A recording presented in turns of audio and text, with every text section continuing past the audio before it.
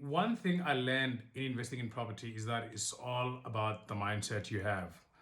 That is why one of the things that we teach is having a mindset of a successful investor. What does that look like, and what does that have to do with you being successful in real estate or being broke and poor, just like anybody else who's struggling with the same mindset? I don't want you to get it twisted. On your journey in investing in business, you're going to have troubles. That is going to be something that we cannot stop. However, how do you navigate out of those situations? How do you build yourself up again? And how do you keep going when the going gets tough? It's all going to depend on the mindset.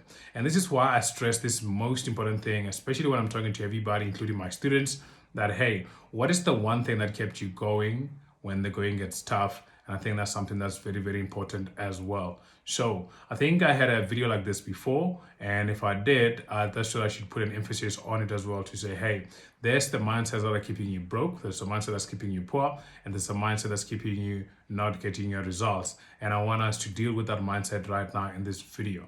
So here's the thing, guys. Your beliefs actually about anything is what matters the most, more than the action or more than the thing that you actually trying to achieve as well. So here's an example.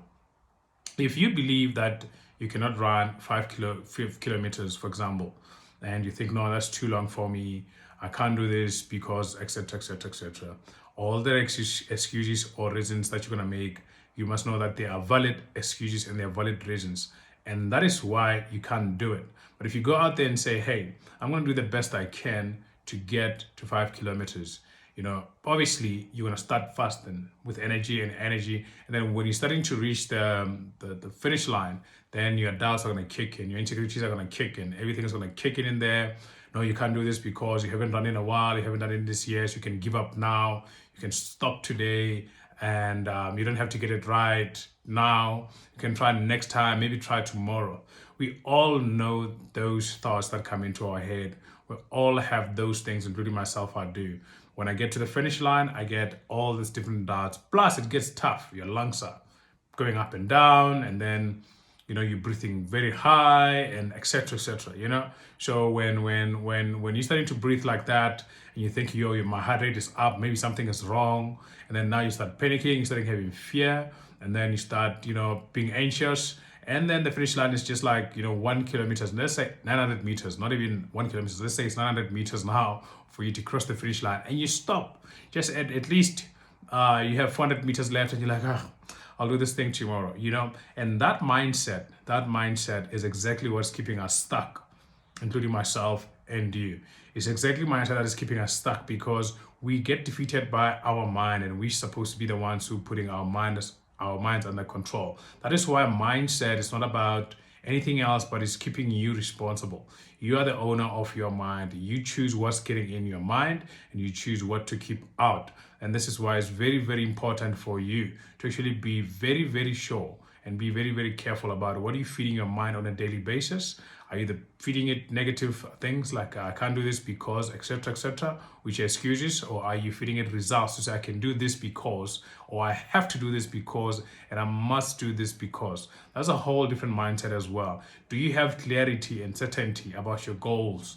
Do you have clarity and certainty about your dreams? Do you have clarity and certainty about what you want to achieve? If you do not have that, then that's a little bit of a problem as well. And this is why you're not achieving the results that you're looking for. So this is the same mindset that's keeping most investors, most people broke and poor and giving up on their journey as well. You come, you start, you're enthusiastic about that, and then you have the fire to start, but when things getting tough, you are bailing out. When things getting tough, you're looking for excuses to quit. When things getting tough, you don't feed your mind positive things enough that they get into your subconscious, and your subconscious is fighting for you when things get tough. When things get tough, you forgot the reason you started doing this. And this is why most students who I've taught, who are successful in real estate investing, they all mention one thing when I ask them, what kept you going when things got tough? They say, my why. And if we try to unpack the why idea, to say, what is your why actually? You need to have whys that are tangible things like I need a laptop, I need to get a new car, I need a new house, I need this and etc. And those are whys that you can have. Maybe you need to buy whatever your first home, maybe you need to buy a BMW, it can be a Ferrari, whatever, that might be a why. But that why most of the time is not fulfilling, you know. It's not satisfying when you achieve it as well, because most people still achieve success and still become miserable because they did not put their why on things that are intangible. You know, if you have a why like I have to do this for my family, that's a whole different story. You know, when you're driving, when you're failing, when you're getting rejected, when your deals are getting rejected, when things are falling through, when things just look like everything's just going down, and deep down you know that this is beyond me. I have to do this for my family. I have to do things for the people I care about. Maybe you have a spouse. I have to do this for my spouse. Maybe you know you have to do this for your kids. I'm just putting something around family as well.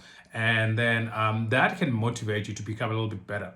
And that can motivate you when things are getting tough, especially if the family is still the supportive people in your life at that point, and everything is going tough. So you get to realize that, look, it's very, very important to have a good support structure, good supportive friends, good supportive environment. That's why it's very, very important what you feed in your mind as well. Jim Brown one had a saying, if your friend put strychnine in your coffee, what's going to happen to you? Strychnine is a poison. So he's like, okay, you'll die. And then he's like, okay, what if a stranger puts sugar in your coffee? What's going to happen to you? He's like, no, you're going to enjoy the coffee. So a long story short, putting an emphasis on, you know, how you get in your mind, who's influencing it, what thoughts are you feeding yourself, you know, how do you keep yourself positive, and how do you keep yourself going when the going gets tough? So this, having the right mindset of a successful investor is something that's going to be saving you, something that's going to be making sure that you become successful on your real estate journey. So guys, let me know what you think about this video. This way I'm going to cut it, and then you just tell me what are the mindset changes that you already did as well on your real estate journey that are keeping you going when the going gets tough. And I'm curious and I'm happy to chat to you guys in much deeper details on this as well. And then I'm gonna follow up this video with another video about, you know, why motivational speakers actually usually say, you know, don't take advice from your family and friends, because I think this is connected to that, especially when it comes to who's feeding you positive things or negative things in your mind, and who's making you better and who's not. I'm gonna actually follow up this video with that video. So watch out for the next video tomorrow or so, and I'm gonna be posting it as well. Thank you very much. See you. Bye.